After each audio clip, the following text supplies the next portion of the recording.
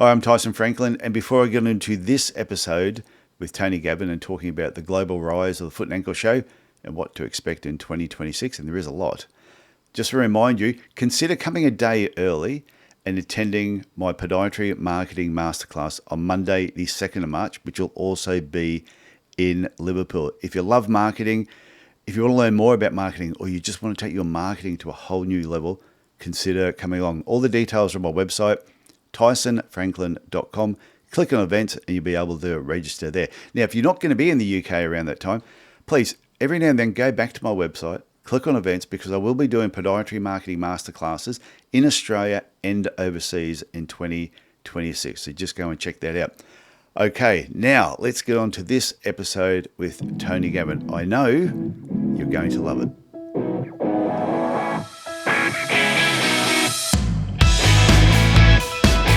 Hi, I'm Tyson Franklin, and welcome to this week's episode of the Podiatry Legends podcast. The podcast is on to help you feel, see, and think differently about the podiatry profession. With me today is Tony Gavin.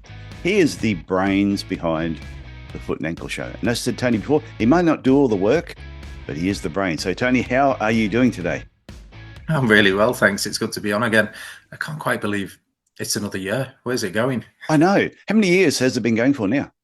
This is a challenging question because we had the COVID break, didn't we? So we did the first Oz go live in, let me see, it'll be 2016. We did the first Oz go live, so that's 9 years ago. But we've actually done 5 foot and ankle shows because we had a bit of a break, didn't we, with COVID? So, but you did do digital versions when COVID was on.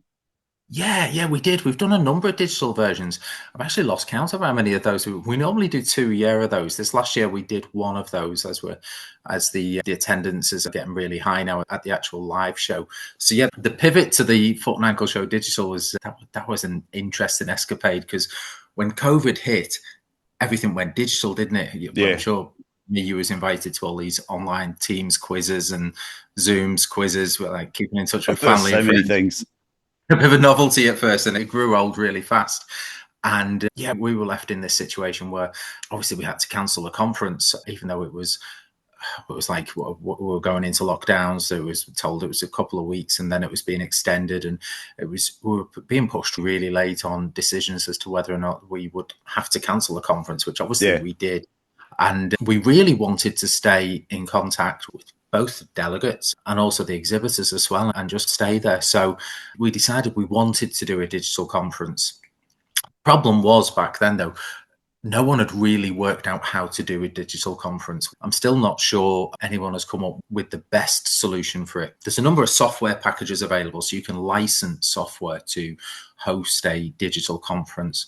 And we had a look at these things, and they were incredibly expensive. So it would have meant charging like high ticket prices for it. Yeah. And we weren't really impressed with the tech. So we ended up building our own with our in-house tech people. And we built that platform, which we still use to this day, which was one of the best moves we ever did, developing our own technology in that space. And we ran it for free for a number of years, free access for everyone during the COVID times. And it was a really good vehicle for staying in touch with the delegates, keeping the CPD going, and keeping the brand of the Foot and Ankle Show going. So I think that was a real key thing for us at the time, because it's like anything in life, isn't it? When these obstacles come, it could see you off. But I think if you bend and flex, you can turn it to your advantage, can't you? Use it as an accelerator, which is what it does now. So it's really good. Yeah, I actually think that was, even though all the devastation, death, businesses closing down, that happened during COVID, I think some of the positives that came out of it, it made people pivot and think differently about how they were doing certain things, how they were delivering products, services. A lot of innovation came out of the back end of COVID, just like you end up developing your own software, and now you're still using it, which you probably wouldn't have even thought about doing if COVID had never happened.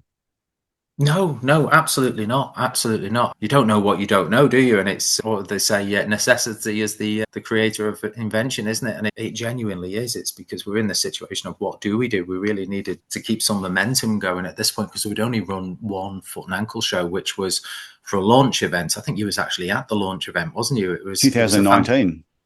It was a fantastic fantastic event for a launch event. It really was. And then to come up against COVID immediately after that certainly wasn't in the business plan. So yeah. No, because that was the best selfie I've ever taken. Was at 2019 on stage. I don't know. Was there 700 people behind me? Yeah, there was. Yeah. And I remember standing up there on stage, turning around, and I said, "I can just lean in a little bit." And the laughter that happened when I did that. But I think there's Dave James and a few other people, regular faces that were behind me. And it's one of my favorite photos. That was back when I had hair too. So that was a while ago. Yeah. Yeah. What was that? 6 years ago now, isn't it? Yeah. Yeah, absolutely.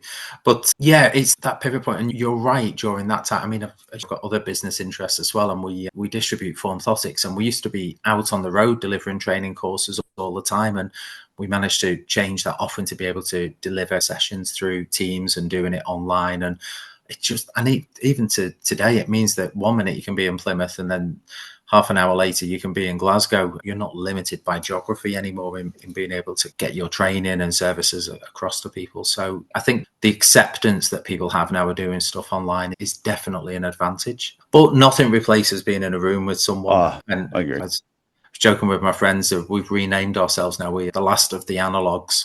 Is how I think my generation feel they are, because we just love the in-person stuff and the real stuff.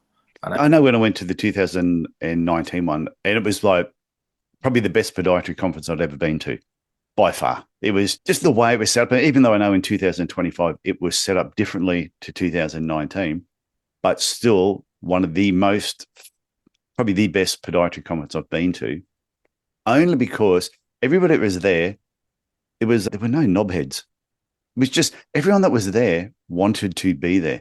It wasn't like, oh, I'm going just to get some CPD points. They were there because they genuinely wanted to listen to some of the lectures. And because you had 2 or 3 talks going on at any one time, they could really choose what they wanted more, like research. There was research. If they wanted business, there was business. There was mindset. There was so much variety. And everyone just got on. I keep telling everyone, I know a couple of Australians are coming over in 2026. Okay. Because one in particular is coming to my marketing masterclass. She was going to come do it on the Gold Coast this year. And she went, but aren't you going to do it again in Liverpool the day before the Foot and Ankle show? I said, yes, I am. She said, well, I'm going to book him for that one. And she's already booked in for it. Oh, fantastic. And she's having a bit of a trip, and then she's coming to the Foot and Ankle show. And I think there'll be a few other people from Australia who, if they've been listening to this podcast, will know, have a holiday in the UK and go to the Foot and Ankle show. Yeah, absolutely. And I think you're right. I think it comes from what we believe the Foot and Ankle show was. Certainly what my first belief was about what the Foot and Ankle show should do, because I've run a private practice for years, and yes, we are clinicians and the clinical education is really important, but we have a number of other hats on at the same time, which are equally important for making a practice work, whether that's business skills, whether it is mindset, and also all the different nuances of how stuff works in private practice, and also trying to break down these barriers which don't really exist anymore, but they certainly did a decade ago, between private practitioners. This understanding we're not each other's competition. There's so many around. Practices all have their own different flavor and brand, and it's the rising tide. It lifts all ships, doesn't it? So, and you feel that when you're at the Foot and Ankle show. It is one of optimism, collaboration, sharing of ideas, and watching other people grow is inspirational. It genuinely is inspirational. It certainly isn't any kind of, there's no atmosphere or vibes of people not wanting people to do well or trying to take other people down a peg or two. It's an open forum where it's really, the subjects are really diverse, the people are really diverse. It covers a multitude of different viewpoints on what practice should be like. And that's, people can then self-select. So people aren't being regimented down a specific route of how they should think. It's letting people have a look at people who perhaps have thought differently, done things differently, whether that's through academia and research or clinical practice or their business practices or how they use social media or whatever it may be. Yeah. And it's those genuine novel ideas in the room together in a format where you're not being carted off to a different room to do one session and then you're sloping off because you want to miss the next session. Everyone's together in the same room all the time, and that really does change the atmosphere, doesn't it? Oh, that was the one thing, even when I went 2019, different setup to 2025. But what I like is everything that is happening is actually happening in this massive big room. So you'll have 3 lectures going on at any one time. The way you've got it set up is you can still be looking at trade displays. You can still be listening to a lecture that was of interest to you. That's if you can get a seat, depending on who's talking. But the talks don't interfere with each other as well. But then even people that just want to socially get together, there's the coffee station where they can be having a coffee, but at the same time listening in. They can be having a conversation. Whereas, say, a national conference over here, I ducked in there to catch up with some people, and you'll see people all wandering off to a lecture hall, but the trade display is in a completely different room. So all the people in the trade display are all sitting there just twiddling their thumbs, bored, waiting until all of a sudden this big influx of people again. But then all the people who weren't interested in the lecture, some of them were still in that hall. There were so many people that were outside, both of them, just outside, socially just catching up, not hearing a lecture, not talking to a trade person. So everything becomes segregated, whereas at the Foot and Ankle Show, it's all under one big roof. It just makes it entertaining. Absolutely. And for a number of years, I've exhibited at trade shows. I've been the exhibitor. I know how painful it is to be stood in the hall for 90 minutes waiting for them to come out the talks, and then you get some people in the break, you've got 30 minutes, then they all disappear again. And that trade space is really expensive, number one. Number two, you feel really devalued. And number three, the biggest thing I think is I looked at the way conferences were and I was like, these are all missing a massive trick. There is so much knowledge and experience from the people who work in the trade. They're part of this industry. They really need integrating much more. They need to be up on the stage talking about their products and services, their own expertise. They need to be in the mix with the people because they know the delegates, they know the clinicians, they go around and see them in their practice. They really need to be a much more integral part of the show, because you think about the value propositions of the way most conferences work is most of it is funded by the trade exhibition, because they pay thousands to be at these trade shows because that's their value to do business. The delegates, then they pay quite a large sum of money as well for their tickets. But you have to have a look at, is the value being equally distributed? Because I always felt it was a bit upside down. The trade in most conferences are a bit of an afterthought. There's a plea, please go and see our sponsors and exhibitors in the break, rather than, why do that? Because are you just going to make people go and talk to them because they feel they should? And that's not a great motivation from my perspective. It's like, make them part of the show, make them part of it. But it's like anything, if everything's been done a certain way for a very long period of time, then people are resistant to change. And I remember when we first set up the Foot and Ankle Show, most of the commentary from people leading up to it was, oh, this isn't going to work. It's a really bad idea. You can't have lectures in the same hall as the trade exhibition. People can't concentrate. But people don't want to sit and listen for 90 minutes, 2 hours to something which isn't going to change their practice if they're a private practitioner. That's a really hard sell. And after 90 minutes of that myself, I don't particularly want to go and walk around a trade hall. I probably want to go and get a coffee or a drink somewhere and escape the room for a bit. So keeping that energy is a big part of it as well. One of the positives that I heard back from the trade people who actually have done it for a few years, they said they love it, that from the time it starts to the time it finishes, they're always talking to somebody. There's always someone walking around that they're chatting to. But at the same time, they can actually listen in to some of the talks if they want them themselves. Because sometimes they might want to listen to something technical, or they might want something that's motivational or mindset. Yeah. And so they can actually be listening. If they don't have anyone there, they can just take a few steps, listen into one of the lectures, and when they see someone at the stand, just walk back over there again. So the feedback from the trade people as well has been super positive. Yeah, that's brilliant. And this year it's growing at a much faster rate than I ever anticipated. Numbers this year are looking phenomenal. I think the trade space is all but sold out, and we're still 5 months out from the event, which is that's good. Which is cool. And ticket sales are up an enormous amount. I think there's already more tickets sold than we sold last year. So how many people are you expecting this year? I'm not going to say it out loud because I might jinx it, but it's going to be the biggest one yet. It really is going to be the biggest one yet by a significant amount. So that gives us new operational challenges in how we manage the flow of people and how we manage the talks and all the rest of it. But yeah, that's all well in hand. So there will be some changes this year, which you'll see when you get there. Yeah, and I'll let people know my talk, the title of my talk is Skill Transference and How to Learn Everything Faster. Okay. I'm actually doing a practice run this weekend coming up to a dental group. Seeing what sort of feedback I got from them, I'm going to modify it and make it even better for the Foot and Ankle Show. Oh, fantastic. So from 2025, each year that you do the Foot and Ankle Show, you would then sit down with your team and when you go, what worked, what didn't work, which is what I think most podiatry clinics should be doing as well when they're doing something. But do you do this on a regular basis? What went really well? What was the feedback? What didn't go so well? What do we need to change or what will improve for, say, 2026? Absolutely. Absolutely. So if I think back to the very first Foot and Ankle Show, I had a theory about how I thought a show should be. In reality, it's a bit like writing a business plan for a new business. You're making a guess. You're making an absolute guess, and you try and base that as much as you can on your own experience. You try and verify it, but there's a few leaps of faith in there as to something you believe will be well received by the world. And then you put it out to the world, to the market, and ultimately the market decides.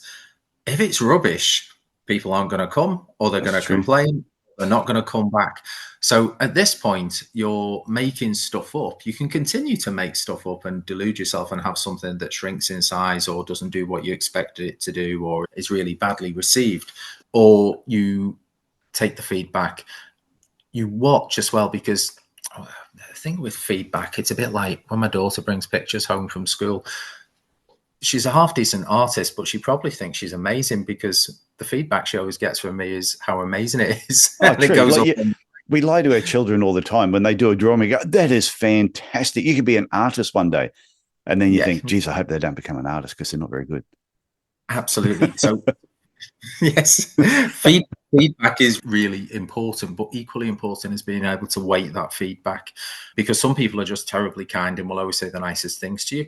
So you have to have a system where you're able to objectively look at what's happening. Numbers tell those stories. Numbers of people going to talks, numbers of people in the hall at a certain time, number of tickets that you sell, number of people who rebook the event, how soon they rebook the event. All of these things give you quite a lot of information about the overall thing.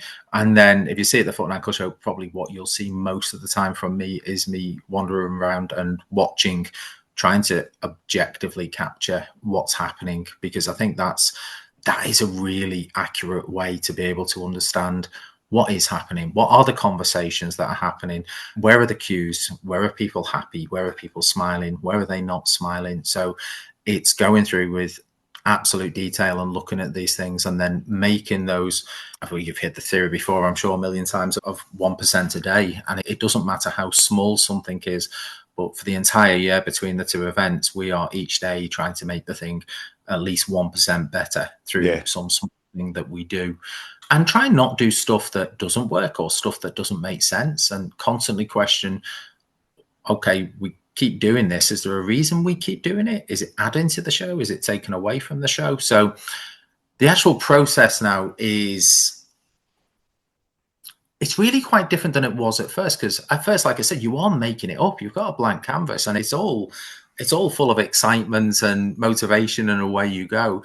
And the process then does change and it becomes much more forensic. We do still have those sessions, which are the creative ones, when we're doing kind of new things and when we're coming up with new concepts and new things we want to do. But it does become one of those things of being forensic about what is actually happening there, and also making sure you absolutely systemize those things which are working very well and make sure you capture them so that they don't degrade over time, because things do degrade over time. Everything does in life, doesn't it? Without maintenance. Well, it's easy to have something working so well. You think, we don't need to write this down because it's just working so well. It's so obvious on what to do. But all it takes is one key team member to leave for whatever reason. A new person takes that role and they may not understand the meaning behind why you're doing it. So then they make a slight change because they don't understand. And then another person makes a slight change. I think some of the most obvious systems or things you do need to be written down so it just keeps everybody on track. And if there's any doubt, they can always go back and go, oh, yeah, this is why we're doing it. Absolutely. And there's a discipline to it as well. It's a little bit like brand guidelines. Now, I'm sure lots of your listeners, if they run their own practices or businesses, they will have experienced this. As you come up with an idea of what your brand is, and you have your logo, your tone of voice, your colors, your whatever it is, and then get a few years down the line and think about how different all of your material looks from how you first set out. Without really strong brand guidelines, this you end up with this creep over time, and you really do need to, on a very regular basis, just have a look at what you're doing and pull stuff back to where it originally was. And again, this is just a natural process that happens, but it happens with everything in every business. Is the original standard operating procedure for how you want stuff to be, depending who's working on it and doing it, they will end up with their own way of doing it. And they may often miss the single most important thing of the reason why you are doing it. So yeah, that's a huge part of it, is constantly monitoring the systems, looking what needs updating and looking what can be improved as well, because the world changes, new technology keeps coming along. So there's things that we can You got to keep up. So the other thing too, I'll point out that I like when I've been at the show, and I know this has been your idea, is you don't walk around with like an entourage of bodyguards going, "Oh, look at me, I'm Tony Gavin. This is all come out of my mind. Look what I have created." You just blend in. Like if people didn't know who you were, they would not know that you were the brains behind the thing. You're not walking around with the t-shirt on going, that's completely different color, everybody else with arrows pointing at it going, "Look at me, I'm Tony Gavin," which you could get away with. No, I don't think. I think some people may disagree. I'm not sure I blend in either. Oh no, except at the end, except right when it's all finished and you're relaxed and we're at the bar afterwards. You're like, yeah, I'm Tony Gavin. How you doing? It comes out then, does it? No, I mean, it's again one of the motivations for creating the Foot and Ankle Show was for me, because I wanted the show. I want to go and see some of these talks. I want to go and talk to the trade. I want to go and talk to all the other practitioners. I want to enjoy the evening activities, and I want to soak up the atmosphere of it. So I think probably I do try as much as possible to keep myself off any of the schedule of stuff that's happening, because as I said, the important thing is that I really do get to watch what's going on and understand what could be better, what is working really well. And there's no better way to get a feel. Yourself, any conference you go to, you hear it from the other delegates, what people are thinking of it, what they're enjoying, what they're not enjoying. And I think I think this is true of all of my team. I don't think any of my team are withdrawn out of the actual conference. They're all in the thick of it and very much in touch with what's going on. We don't go and hide in an organizer's office for the entire conference. We want to be in there amongst it to use all of our senses to see exactly what is going on. Oh, that definitely helps. And I've seen your team out amongst the crowd, talking to people, standing there watching certain lectures, listening to other people talking about the talk that they just saw. And I can see them because I'm watching them watching other people, because I just love watching people. It's actually quite fun. Yeah, absolutely. Me too. And I've got to say, I'm so blessed. I've got the most incredible team. They've all been there from the start, from the beginning of it. And it is blood, sweat and tears to deliver that show, because delivering conferences is, it's a crazy business, really, because it's, when you think about the actual effort and level of risk that goes into creating it, a sane person certainly wouldn't create one from zero and do it. To overcome the initial inertia and get one going, it takes an enormous amount of energy and work, and you need an enormous amount of resilience to do it. And they've been along for that ride, and hats off to them. They are phenomenal at what they do, and they don't necessarily need the systems. They know what they are doing. Yeah, they've done a phenomenal job with it. They really have. And they've all brought their own flavors to it as well, because they're all, each one of them, they're all people. They get it. They get where we're going with this. Yeah, I think you're brave, because like I do my workshops and the marketing masterclass just for a small group, 20, 25 people. And even that, just the pressure of putting that together. And people think, oh, it's only 20 or 25 people, but they still don't realize it's the financial commitment that you go, okay, I'm going to do this. See, if I only had 5 people turn up and I was going to make a loss, I still do it. I don't back out. Absolutely. Because I just think if I'm committing to it and I've already had 5, 6 or 7 other people say that they're going to do it, I'm like, it's going ahead. If I lose money and I lose money, I don't care. It's just happening. But you learn from it and you think, okay, what went wrong? And then you work on it from there. Absolutely. And you're dead right. And without that mindset, I don't believe you could make a conference work. It has to be, no matter what happens, this event is happening. Yeah. Because if you don't have that belief yourself that you're going to see it through, then you have no business getting involved in it. And you do have to look at, it's like any business venture, you've got to protect the downside and make it as small as possible, but you've got to be prepared to stomach it. Otherwise, don't get involved with it. I've registered for events when all of a sudden, a month out from it, they have cancelled the event. Oh, we're cancelling the event. We didn't get the numbers that were required. And I've gone, you don't realize I've already paid for airfares, accommodation. Yeah. Yeah. And now you're just pulling the pin and you're not going to set it for another date that I can, and that I will never book again for that event or for those people because they screw you over the first time. So if they're going to run another one, you go, if you don't get the numbers, you're going to pull the pin again? Absolutely. And there has to be some kind of reciprocity about this, doesn't there? So if someone is not going fully in themselves, then what happens on the other side of that? Like you said, that you're not going to do a future event with them. But then if the event is incredibly successful, do they give anything back because of that, or are they just going to take it all? So it exposes, I think, quite a lot about someone's mindset of where they are, because all we've done for this last decade is reinvest, and keep putting back into the show everything that we can. But fundamentally, it comes down to, are you passionate about doing it? Is that the biggest motivator? Because if anyone out there's thinking of putting on an event and as a business kind of proposition, their finances cannot be the primary motivator for the beginning, because events they're renowned for it. I think they've got a much worse reputation than opening a restaurant, and everyone tells you not to open a restaurant. That's true.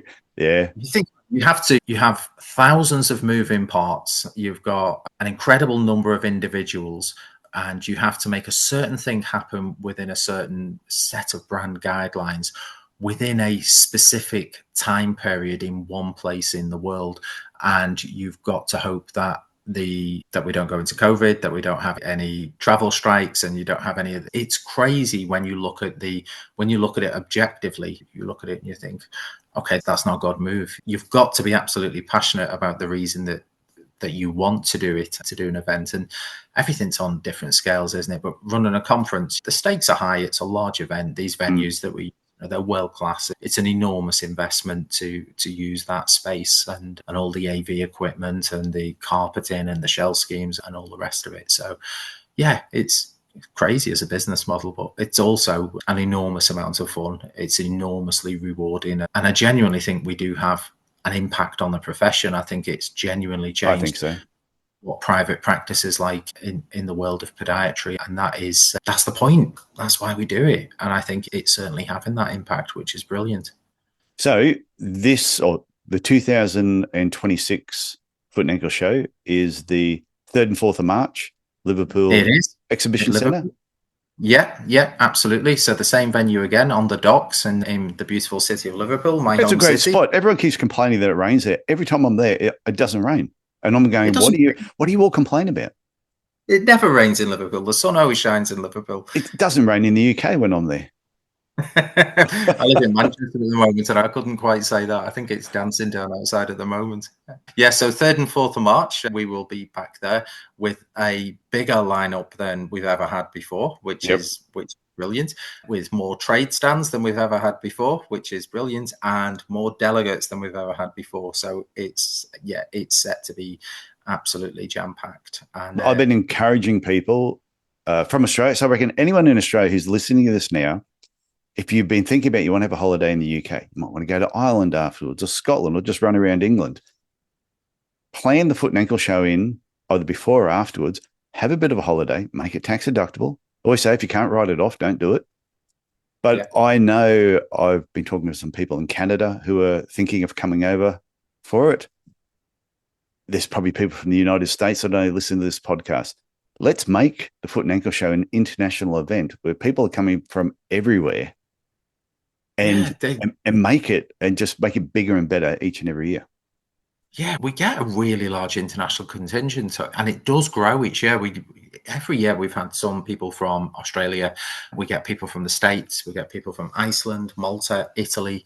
Yeah. Yeah, we really do have like that international pull, which is fantastic. And their feedback is always the same. They're always blown away by the optimism, the buzz, the atmosphere, just how much is going on. Yeah, I had that even at my marketing masterclass this year.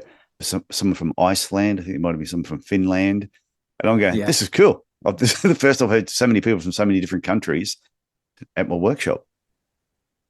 Absolutely, absolutely, and the world gets a bit smaller, doesn't it, when we do these things? It's yeah, that to me, that's always one of the most exciting things when you see a ticket booking coming in, and when it's from some far flung place, and you just think, oh, it's just really exciting. I just find that really exciting, and also so humbled, really, that someone's booking a ticket to fly halfway around the world and their accommodation, all the rest of it, to come and see this show. It's wonderful. It really is. Yeah, the rumors are getting out there on how good it is. That's why they're flying to go to it. So what's the website if people want to go and check it out, get more information, or get online, get themselves a ticket? Where should they go? Absolutely. So if they get themselves onto footandankleshow.com, and on there in that website, it'll take you through to the conference. You can buy your tickets. All your frequently asked questions will be on there. You can find out about travel, accommodation, or you can drop us a line, an email at our offices at inquiries@osgo.co.uk, and we'll look after any kind of queries that you may have. So in a couple of weeks' time, we'll be releasing the full speaker program of exactly what's happening, who's on what stage, and what all these talks are going to be about. But there's over 30 speakers, so a huge amount of sessions going on. And as we mentioned earlier, they broke down into business education, clinical, including dermatology, MSK. We've got a load of consultants in there speaking as well. We've got stuff on kind of mindset. We've got stuff on technology and some of the products which are new to markets as well. So there genuinely is something for everyone in that program. But if you go onto the website, you'll be able to see exactly what's going on there, and any specific questions, just drop us an email or contact us through we're all over social media. Facebook and Instagram seems to be our mainstay. If you look for the Foot and Ankle Show, you'll come across us, and you'll get all the releases about what's happening on there as well. Yeah, well, one thing I want to say before I finish up is the one thing I noticed when I was there this year is most of the speakers, nearly all the speakers, after they finished, they didn't leave. They stayed in the room. They were talking to people. They were answering questions. But I'd also see those speakers then sneaking into somebody else's talk, and they'd be sitting there at the back of the room watching somebody else talk. And I was doing the same thing, because I would go through the speakers list and I was circling what I'm going to go and see, and which is great, because I've been to other events where the speaker will come in, they do the dog and pony show, and then as soon as they finish, they're gone. They just bolt. They don't hang around. Whereas nearly all the speakers actually stay and participate over the couple of days. Absolutely. And I think it's a mixture of the atmosphere, the friendliness, the networking, but also the speaker lineup and the sessions. It's so strong. The biggest problem we have is people genuinely can't choose what to do, because there's like 3 things happening at the same time, which I think personally, that's a good problem for people to leave thinking. It's like you've been to a massive theme park there, amazing day, but I didn't do this and this. And that's a great feeling to have. The worst feeling is, I did everything and it wasn't for me. I think over delivering is something that we strive to do each year, so that everyone has a different experience while they're there. And there's a feeling that, I've not completed it and ticked it, and we don't necessarily repeat the talks each year, but I think that feeling of having to make a choice, that puts a lot of value on all of the talks. Yeah, I must admit, when I was doing my talk this year, which was happiness and achievement are independent variables, knowing the other 2 other talks are going on at the same time, I was like really nervous. Is anyone going to turn up? They did, of course they did. And they did. It was a full house. So that was fantastic. So I'm expecting the same in 2026. Absolutely. I'm expecting at least 10 people. At least Jonathan Small will be there. I'm sure he will. Yeah, he will. Absolutely.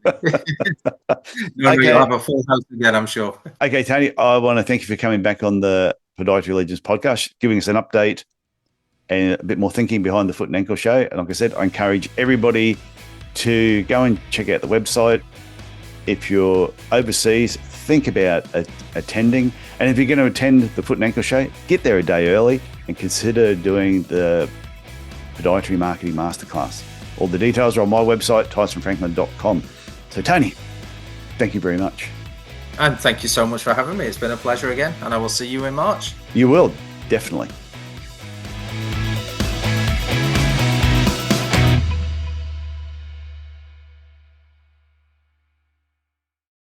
Okay, well, if you're still here, it means you are ready for this episode's Easter egg. I don't do this every week, but every now and then I like to put a message at the end of a podcast. And if you listen all the way to the end, you get this message. Today I want to talk about the knowledge gap. And the knowledge gap is between something you want and something you don't have yet, which is that knowledge in that particular area. Now, I'm going to talk about it in the context of business. If you're talking about it in the context of podiatry, you might say, I want to be a podiatrist, or I want to do this in podiatry. Do you have the knowledge yet? No, then you have to go and find it. The context I'm talking about this is the knowledge gap in business. If you own a business, you need business knowledge. It's really that simple. You need to learn more about marketing. You need to learn more about sales. You need to learn more about strategic planning and also accounting. And none of us have this information pre-installed. You might see some people that business just seems really natural. No, it's not really natural. They just had an interest in business, and therefore they watched more videos, read more books, listened to more podcasts. They got involved in that particular area because they wanted to get better at business. There was a knowledge gap. They wanted to fill that gap, so therefore they decided to learn. And some of us are lucky. We might have family that have owned businesses, and you've been brought up seeing how businesses are run, and you've taken on that knowledge. I was not that lucky. Nobody in my family that I was aware of owned their own business. I was the first one to actually start something. And even though sometimes I made it look like it was really easy and it came naturally, nothing came natural. I had to really work my bum off to learn more about business. And I think if you're curious about business, you need to want to learn more. And maybe if you don't want to learn more, maybe business isn't really for you. I think you've got to think about that. If you're lacking in a particular area, I think you need to immerse yourself in that for at least 6 to 12 months. It could be marketing, for example. If you want to be better at marketing your podiatry business, then you need to dig into marketing. That's the only way you're going to get better. I've mentioned a few times in this episode about my podiatry marketing masterclass. I know that I'm going to be doing something in Toronto in 2026. I know I'm going to be doing something maybe in Scotland in 2026. I'm going to be doing something in Cairns and maybe some other areas around Australia. If you want to know more about business, you want to know more about marketing, dig into it, immerse yourself into that subject and take it a bit more seriously. The more you do it, the more you read, the more you listen to, the more events you go to, the better you're going to get. If you have no interest in business, like I said before, maybe you got a question, is business really for you? Would you be better and happier to be an employee working at another business that is run really well? That's just something to think about. Okay, I hope you enjoyed that message, and I'll have another one for you in the next couple of episodes. Okay, bye.